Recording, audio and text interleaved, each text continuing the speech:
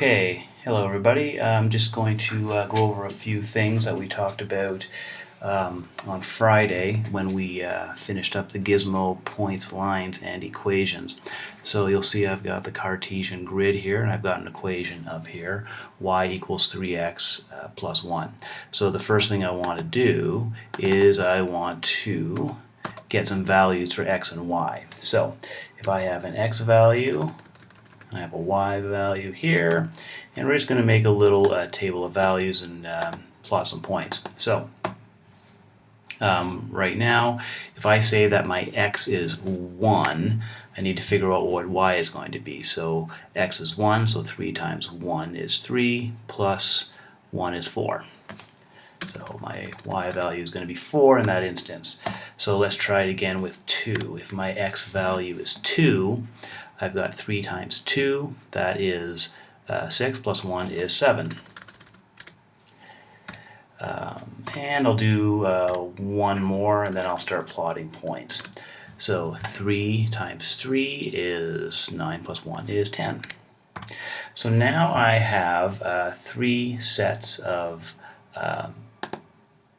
ordered pairs, my x and y values, and I can start plotting these points. So if I'm just grab my point tool and I'm going to plot x is 1 and y is 4, I'll put a point there. X is 2 and y is 7, I'll put a point there. And x is 3 and y is 10.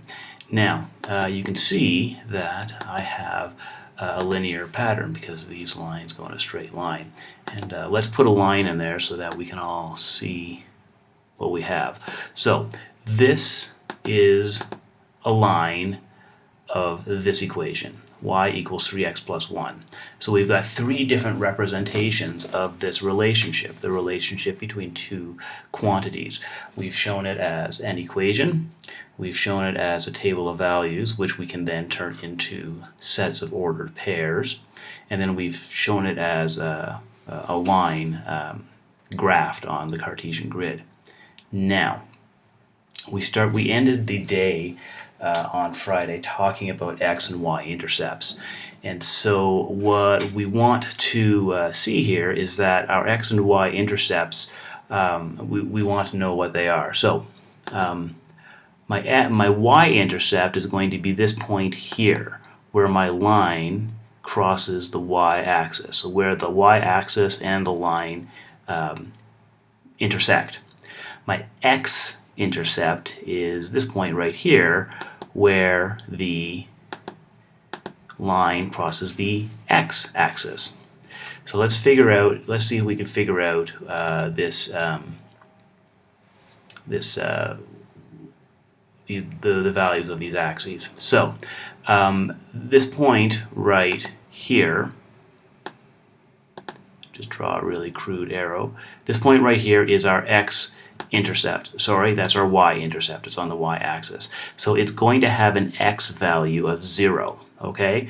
Because when we have an x value of 1, we go over here. We have an x value of -1, we go over here. X value of 0 is here. So when you have an x value of 0, you're on the y-axis. So we're looking for an ordered pair that will have a 0 and then a number, and that is going to be those are going to be the coordinates of our y-intercept. So if x is 0, then what we can do up here in our equation is we can substitute x for 0. So let's write it out again. We're going to have y equals 3x. Oh, I need to make that bigger, don't I? Stretch that out. 3x plus 1. So when we start to solve, we're going to replace the x with 0, and of course 3 times 0 is 0, plus 1 is 1.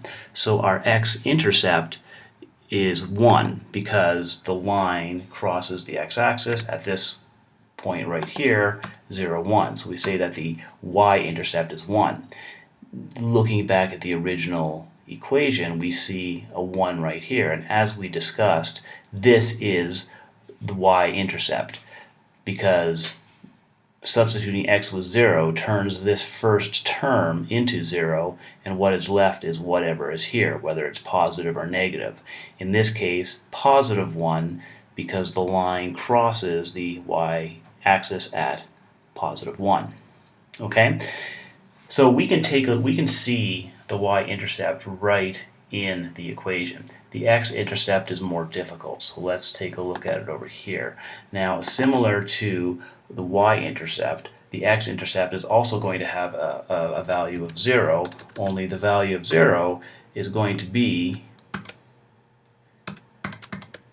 where the y is, because this is our x-intercept right here, and it is not at y1 or y2 or y negative or 1, 2, is at y0. If you're on the x-axis, your y value is 0. So there it is. So we end up doing the same thing. We start with the original equation, only this time we substitute y for 0, and then we solve for x. Now, what we need to do here, of course, is we need to isolate the x. So that means we're going to start dealing with this. This positive 1 first. So we're going to end up with 0 plus 1 equals 0 minus 1 equals 3x plus 1 minus 1. Getting my symbols all mixed up. There, that's what I meant. So what we've done is we've just subtracted 1 from each side. Okay? And of course, 0 minus 1 is going to give us negative 1 on that side. And on this side, we are going to end up with 3x, because the addition of 1 and then the subtraction of 1 cancel each other out. Our next step is to get this x alone, is we're going to divide each side by 3. So if I divide negative 1 by 3, I end up with negative 1 third, and over here I get x, because 3x divided by 3 is x. So now we have our x-intercept, which is negative 1/3. Now if we take a look at this point, it is on the left-hand side of the origin, so it is in negative territory, and it's between 0 and 1, so that looks good. It's closer to the 0. It is 1/3 of a unit away from 0, but it's on the negative side, so that is our x-intercept. So we have solved I'm just going to put the value in here to show what our x-intercept is, negative 1/3. Right? So we have solved for the x-intercept. For the x-intercept, you do have to do some solving, whereas the y-intercept, you can just see it right here. As you can see, the components of the x-intercept, you can kind of see the 1 and the 3, and the negative makes sense, but it's not always the case, so you really need to solve for the x-intercept. Okay? Now, let's try a different example. So I'm going to put a different and more challenging equation right here. We're going to go with y equals negative 1/2 x plus 6. So instead of making the table of values, we're going to go straight away and make the and find the two intercepts. Because if we find the two intercepts, we can create the line, and if we make the assumption that this pattern is linear, then we'll be correct. So our y-intercept is 6, which means our coordinate on the y-coordinates for the point on the y-axis will be 0, because you always have an x value of 0, and 6, because we have a positive 6 right here. So I can go ahead and put a point at 0 and 6. Okay? Now, let's solve for the x-intercept. So let's start off with our equation. And to solve for the x-intercept, we're going to substitute y with 0 and solve for x. 1/2 plus 6. Okay, so here we go. We need to deal with the 6 first, so we're going to subtract 6 from both sides, and that's what it looks like there. And on this side, we're going to have negative 1/2 x. Stretch this out so you can actually see what I'm talking about. Plus 6 minus 6. So all we're doing here is we're subtracting 6 from each side. So on the left-hand side, we'll have negative 6. And on the right-hand side, we'll have negative 1/2 x and nothing else, because these two sixes, adding 6 and taking away 6, make no change to this term right here. So we're good. Now, at this point, I want the x to be alone, and currently my x is being multiplied by negative 1/2. That is the same as dividing it by negative 2.